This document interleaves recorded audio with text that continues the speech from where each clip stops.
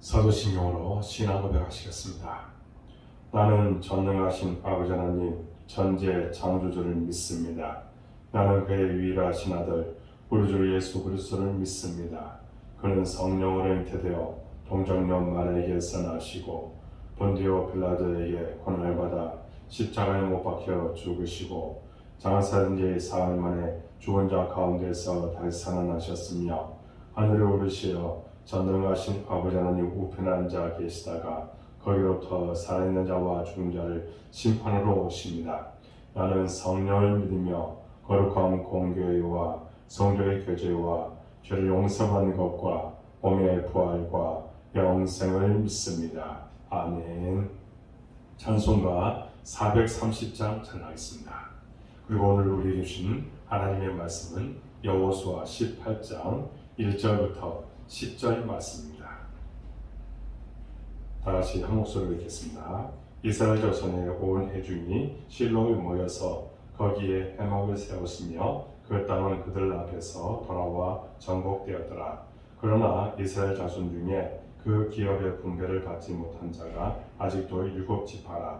여호수아가 이스라엘 자손에게 이르되 너희가 너희 조상의 하나님 여호와께서 너희에게 주신 땅을 점령하러 가기를 어느 때까지 지체하겠느냐. 너희는 각 지파에 3사람씩 선정하라. 내가 그들을 보내리니 그들은 일어나서 그 땅에 두루다니며 그들의 기업에 따라 그 땅을 그려가지고 내게로 돌아올 것이라. 그들이 그 땅을 7부분으로 나누되 유다는 남쪽 자기 지역에 있고 요셉의 족속은 북쪽에 있는 그들의 지역에 있으니 그 땅을 7부분으로 그려서 그곳 내게로 가져오라. 그러면 내가 여기서 너희를 위하여 우리 하나님 여호와 앞에서 제비를 뽑으리라. 내 이 사람은 너희 중에 분깃이 없나니 여호와의 제사장 직분이 그들의 기업이 됨이며 갓과 루벤과 므낫세 반지파는 요단 저쪽 동쪽에서 이미 기업을 받았나니 이는 여호와의 종 모세가 그들에게 준 것이니라 하더라.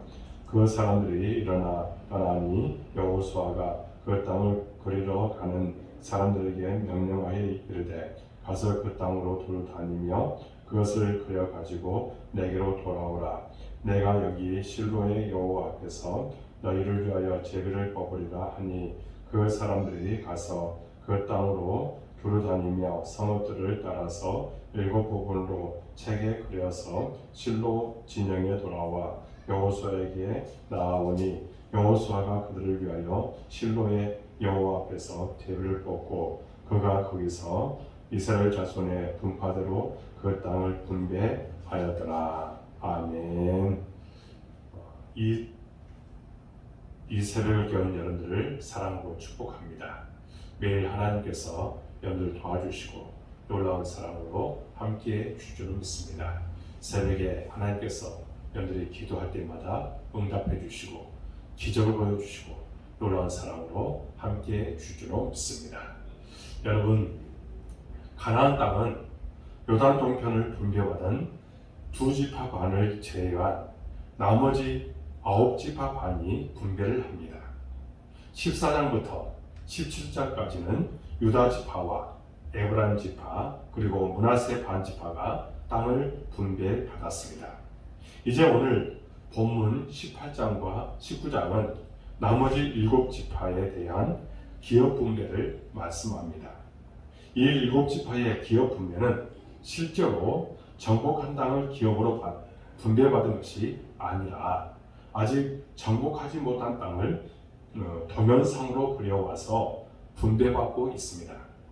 그것은 아직 그들이 하나님께서 아브라함에게 약속하신 그 땅을 다 점령하지 못했다는 것을 말해주는 것입니다. 그런데도 여호수아는 하나님의 약속에 근거하여 그들에게 그 땅을 정탐하고 도면상으로 그려오게 한 후에 제비 뽑아서 각 지파별로 기업을 나누어 주었습니다. 이것이 어떻게 보면 전체적인 내용이라고 할 수 있습니다. 오늘 1절에 보면 이렇게 말합니다. 이스라엘 자손의 온 회중이 실로에 모여서 거기에 회막을 세웠으며 그 땅은 그들 앞에서 돌아와 정복되었더라. 지금까지 이스라엘의 해막은 길갈에 있었습니다. 이스라엘은 길갈을 중심으로 가나안 정복 전쟁을 감행했습니다. 그런데 이제 정복 전쟁이 끝나고 기업을 분배하고 있습니다. 그래서 본문을 보면 그 땅은 그들 앞에서 돌아와 정복되었더라라고 이야기합니다. 길갈을 중심으로 가나안 정복 전쟁을 마친 이스라엘은 온 회중이 실로에 모여서 거기에 성막을 세웠습니다. 실로는 예루살렘에서 북쪽으로 약 30km 정도 떨어진 거리에 있습니다. 이제 실로가 길갈을 대신하여 이스라엘의 중심부가 되었습니다. 실로는 예루살렘이 다윗에 의해 정복되어 이스라엘의 수도가 되기 전까지 이스라엘의 구심점 역할을 합니다.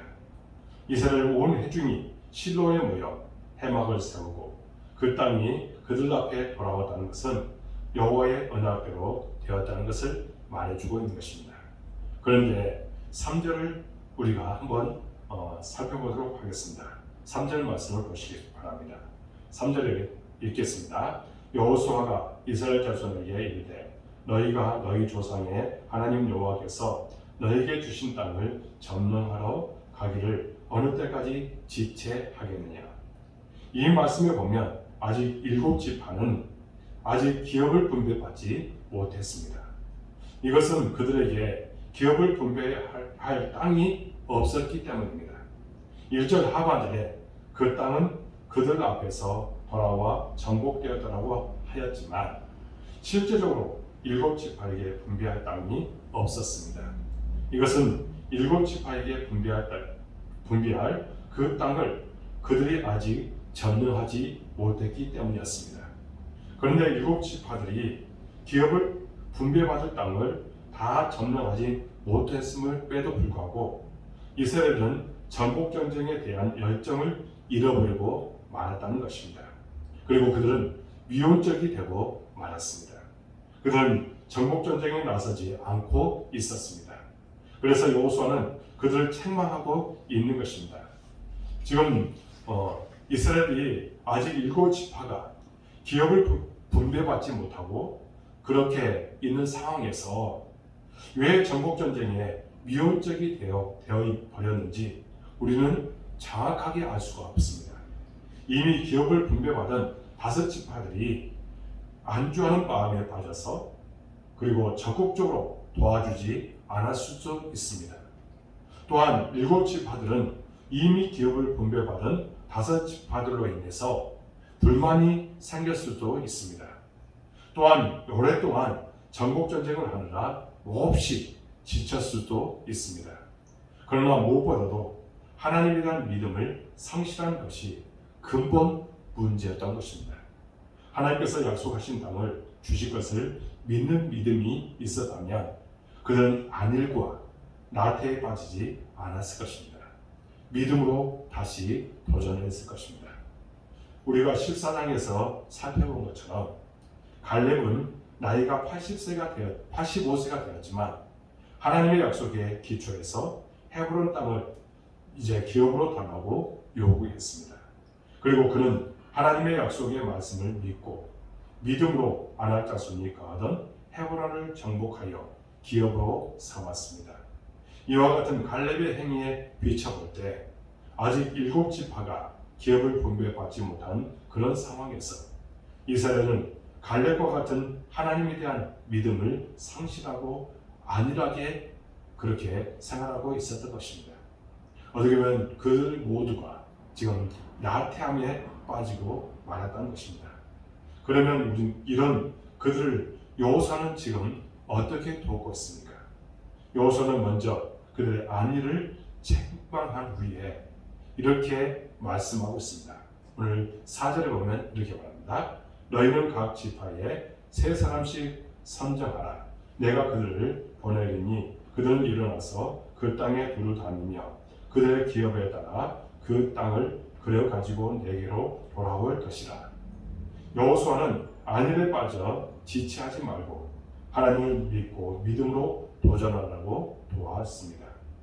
그래서 지파별로 3명씩 선정해서 가나안 땅을 두루 다니며 그들이 기업으로 받을 땅을 그려가지고 오도록 했다는 겁니다. 그 땅을 7부분으로 나누어 제비를 뽑아 기업으로 주겠다는 것입니다. 이제 8절에서 10절을 보면 그들은 여호수아의 말대로 가나안 땅을 두루다니며 7부분으로 그려서 실로의 진으로 돌아왔습니다. 유대에 이제 전해진 이야기에 의하면 그들은 무려 7개월간을 돌아다니면서 가나안 땅을 이제 상세하게 그렸다고 하는 이야기가 있습니다. 이에 여호수아는 하나님 앞에서 제비 뽑아서 7지파들에게 이제 기업으로 분배했습니다. 이처럼 하나님은 무기력과 나태와 게으름에 빠진 이스라엘 백성들로 하여금 가나안 땅을 직접 돌아다니며 그림을 그대로 그리도록 했다는 겁니다. 또 자신들이 차지할 땅을 발로 밟으며 하나님이 자신들에게 주시려는 뜻을 현장감 넘치게 바라보게 함으로써 정복에 대한 적극적인 동기를 다시 불러 일으키신 것입니다. 바로 그것은 그들이 가야 하고 정복하고 차지할 하나님이 주신 목표라는 것을 다시 한번 확인시켜 주신 것입니다.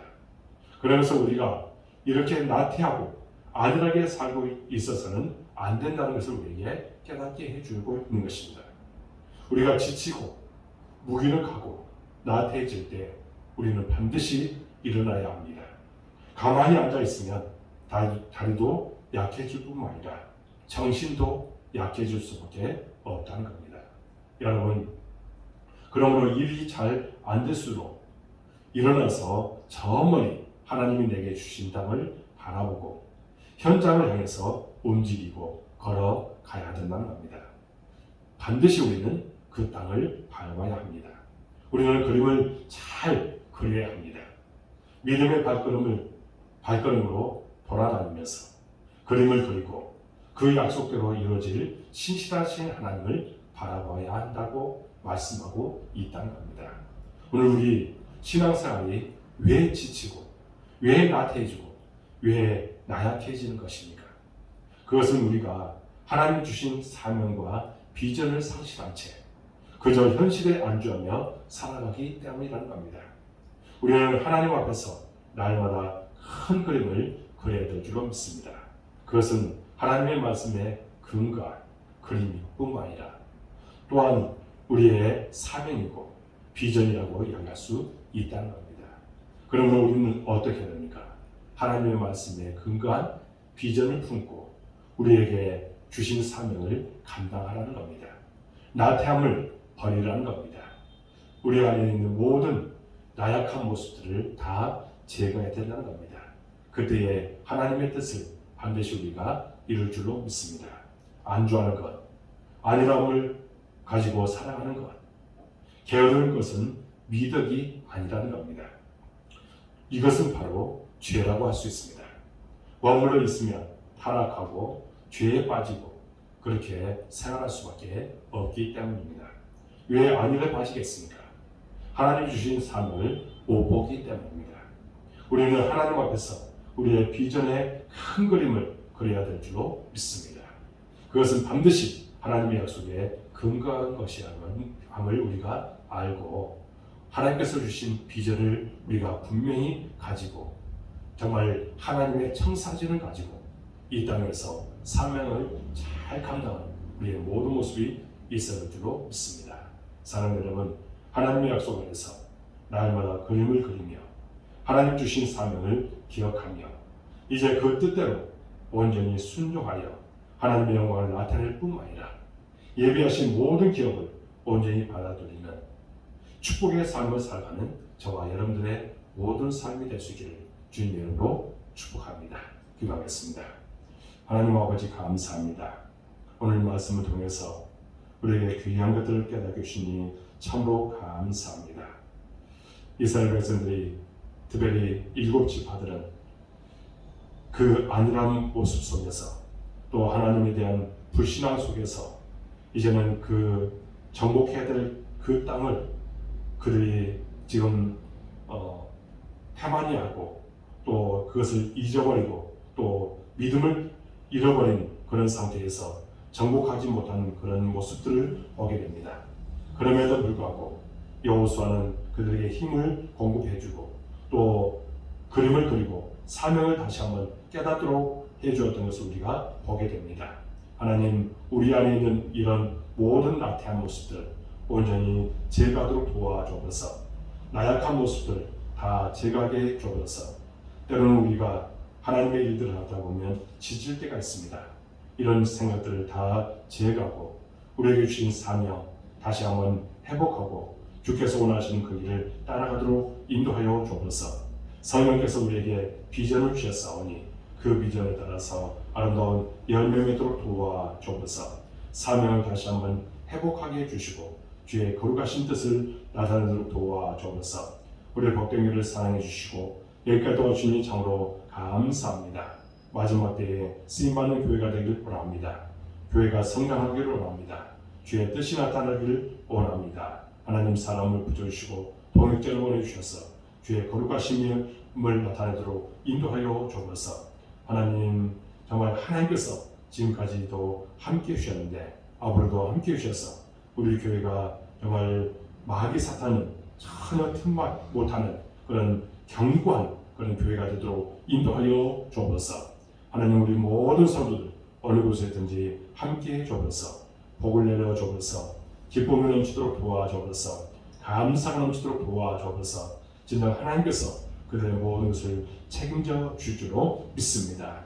우리의 온 마음을 모아서 그들을 위해서 간절하게 중보하며 기도하오니 형통의 일을 주시고 감사가 넘치도록 도와주시고 정말 하나님의 뜻이 그들을 통해서 반드시 나타날 줄로 믿습니다. 복된 은혜의 수업비가 홍성이 그들의 모든 삶을 통해서 나타나게 하여 주옵소서. 우리의 약한 성도들 기억하여 주옵소서. 치유의 강선을 비춰 주옵소서.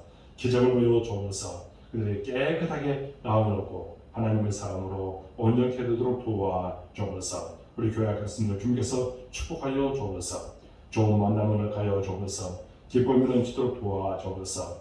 하나님 지혜와 명철함을 가져 주셔서 그들이 하나님의 나라를 위해서 귀하게 쓰임받게 하여 주옵소서. 그들에게 더 큰 믿음을 주실 줄로 믿습니다. 이 시간 동안 기도합니다. 코로나19 속히 종식되기를 원하오니 함께하여 주시고 이런 모든 이제 우리가 일상생활을 하는데 방해되는 이 세력들을 다 물리쳐 주시고 이제는 우리가 정말 하나님 앞에 회개할 기회로 삼고 진정 하나님 앞에 올바르게 설 수 있도록 인도하여 주옵소서. 진정 한국교회가 정말로 하나님 앞에 정신을 똑바로 차리는 그런 심령이 되도록 인도해 주옵소서. 하나님 온라인으로 이 새벽을 깨우는 우리 모든 성도들 기억하여 주옵소서. 기도하고 바라는 소원들 반드시 응답될 줄로 믿습니다. 말씀 안에 가도록 도와주시고 기도하여 날마다 응답의 축복을 받고 살아가도록 도와주옵소서. 하나님 세상 속에서 정말 하나님의 뜻만 나타나도록 도와주시고 그리스도의 향기를 바라는 심령이 되도록 인도하여 주옵소서. 우리의 온 마음 다 기도가 반드시 응답되기를 하늘이 소원하고 예수 그리스도의 이름으로 간절히 기도하옵나이다. 아멘. 하늘에 계신 우리 아버지 이름을 거룩하게 하시며 아버지 나라가 오게 하시며 아버지의 뜻이 하늘에서 같이 땅에서도 이루어지게 하소서. 오늘 우리에게 영원한 시여 주시고 우리가 우리에게 잘못한 사람을 용서해 준 것 같이 우리를 용서해 주시고 우리를 시험에 빠지지 않게 하시고 악에서 구하소서. 나라와 권능과 영광이 영원히 아버지의 것입니다. 아멘. 이 새벽 깨운 여러분들을 사랑하고 축복합니다. 매일 하나님께서 여러분과 동행해 주실 줄로 믿습니다. 감사가 넘치는 삶이 되도록 인도해 주실 줄로 믿습니다. 여러분들은 모든 것을 하나님께 맡기십시오. 주께서 동행해 주실 줄로 믿습니다. 감사합니다.